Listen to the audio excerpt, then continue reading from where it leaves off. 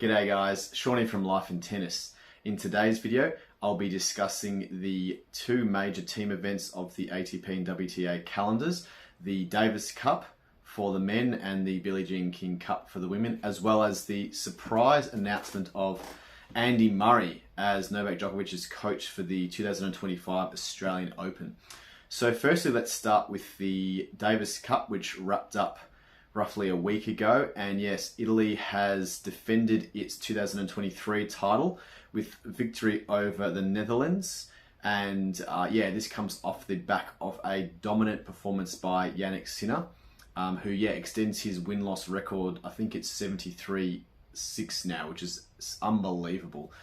He's just, especially on hard court, he's just the man to beat right now. So he had an amazing tournament. I actually don't think he even dropped a set, which is insane. And he also had a doubles win with Matteo Berrettini against against Argentina, against a very experienced Argentinian pair of Molteni and Gonzalez. So just is an unbelievable form in the moment. And really, Sinner is the reason why Italy won the Davis Cup. Matteo Berrettini also had a big part to play in this. He won both of his singles matches in the semi-finals against Australia and the final against the Netherlands. So he beat Thanasi Kokkinakis of Australia in 3 sets, and he won in straight sets, I believe, against Botic van de Zandschulp. So he had a win against with Jannik Sinner in the doubles as well against Argentina. So he played a massive role as well. So congratulations to Italy.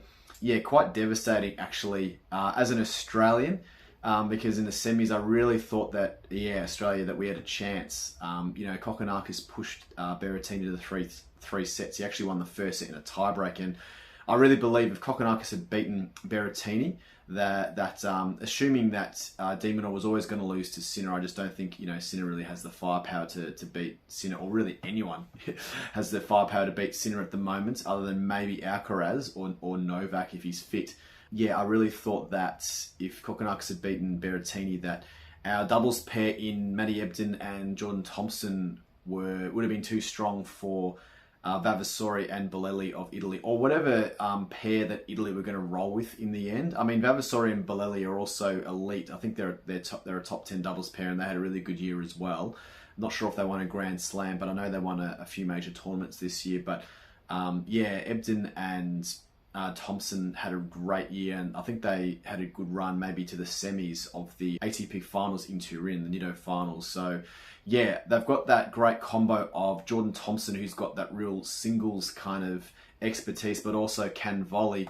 And obviously Maddie Ebden is the doubles specialist and absolutely elite at the net, and one of the best overhead smashers in the game, honestly.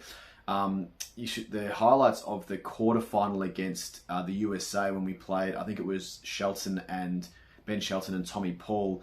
Just watch those highlights, guys, because Ebden's hitting smashes from all parts of the court, like close to the net, 3/4 court, running back, and nearly every single one of these smashes he's basically putting away for a winner, which is not easy to do. He makes it look much easier than it actually is. So definitely think Australia had a real chance this year, because we made the final last year and lost to Italy. So I think we actually, and I think we would have beaten the Netherlands as well if we made the final. So got so close yet so far. Oh well, I guess there's always next year, but congratulations to Italy again.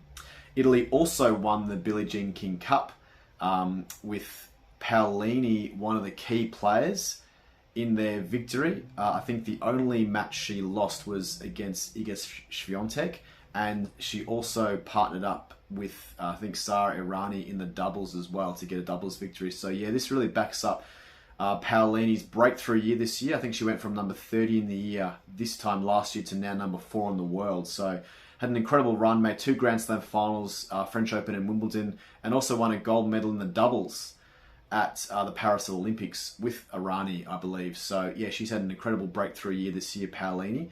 And Italy beat Slovakia, I think 2-0 in the end, or 2-0. So congratulations to Italy and Paolini, and another great run. And really, it's a great time to be an Italian tennis fan right now, because you've got obviously Jannik Sinner just dominating the world, Paolini having an amazing year, and yeah, several other exciting players as well that are sort of that are coming up as well. So yeah, really exciting time to be an Italian tennis fan.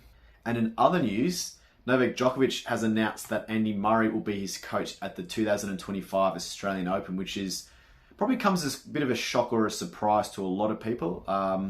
We sort of thought that Andy Murray, we definitely thought that with Andy Murray's retirement this year, that it wasn't going to be the last we heard of him. Potentially, he might go into a commentating role or some sort of role in the media, because he has always been very well spoken.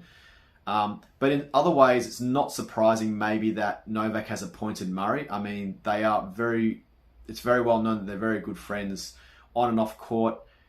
They've shared 7 Grand Slam finals together, which is insane, and with Novak winning most of them, unfortunately for poor old Murray. And I think they're also, I read somewhere that they're 7 days apart in age. So that's another, just sign that, these guys are meant to be in a team together. And I actually think that Andy Murray could add something very interesting to Novak's game, because I've always thought Murray has had a very good analytical mind. Whenever you listen to him in press conferences, he always has a very unique way of analysing the game.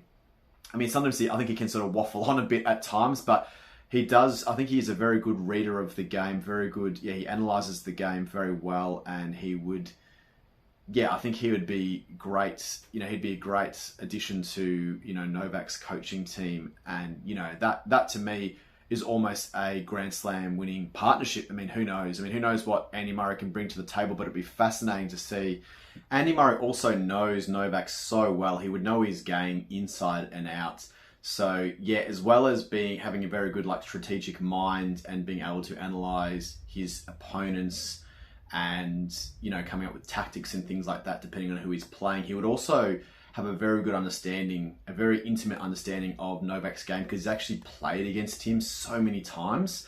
And he has actually, obviously beaten him at major tournaments as well, at Grand Slams. He's beaten him in a couple of finals, I think at the US Open in 2012 and Wimbledon in 2013. So yeah, I think he is in a very unique position to coach Novak that no one else would be in, just because he's got that friendship with him, he's grown up with him, they know each other so well, and B, because they've just played together so many times.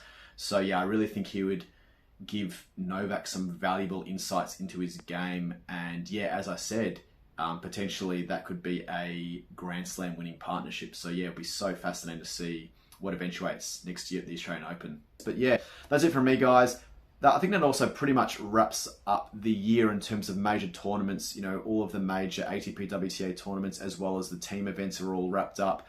We're almost in December now, so I think there's maybe still a couple of, or a 250 event here or there, and there's probably still some challenger events, but all the major tournaments are done, and I think a lot of players now are basically resting up for next year's Australian Open, because the build up to the Australian Open, the lead up tournaments start in January. So that's not too far away at all. And as we know, tennis has one of the longest calendars in the sporting world. So there's no real off season in tennis. You probably only get, honestly, a month, maybe in December, where you're not really playing too much tennis. So it gives a lot of these pros a chance to take a break, maybe spend some time with family to really rejuvenate for January for the Australian Open. So yeah, looking forward to next year.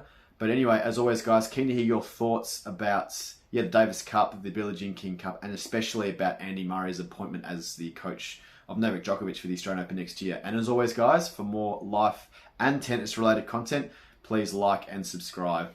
Cheers, guys.